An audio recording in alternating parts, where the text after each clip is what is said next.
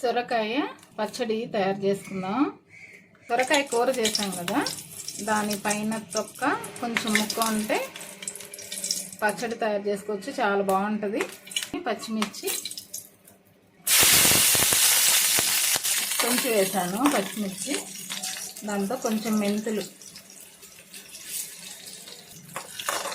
సొరకాయ కూర చేసాం కదా, ఛానల్లో కూర ఉంటుంది, ఛానల్లో చూడండి. చూడకపోతే మిక్సీ జార్లోకి తీసుకోవాలి.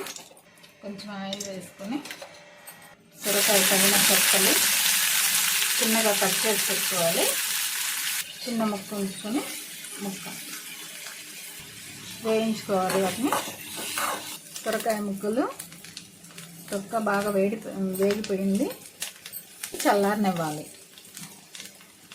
ఇప్పుడు చల్లారిపోయింది, మిక్సీకి వేసుకున్నాం.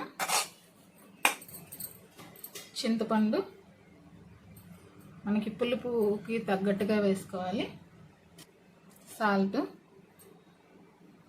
తెల్లగడ్డ వేసి ప్యాన్ పెట్టుకుని కొంచెం ఆయిల్ వేసి, వేపేదంతా వేసాక కొద్దిగా ఆయిల్ వేసి తాలింపు వేసుకోవాలి. ఆయిల్ కాగిపోయింది, తాలింపు కరివేపాకు, కొంచెం ఇంగువ వేస్తే మంచి టేస్ట్ వస్తుంది. మరీ మెత్తగా కాకుండా కచ్చపచ్చగా వేసుకోవాలి.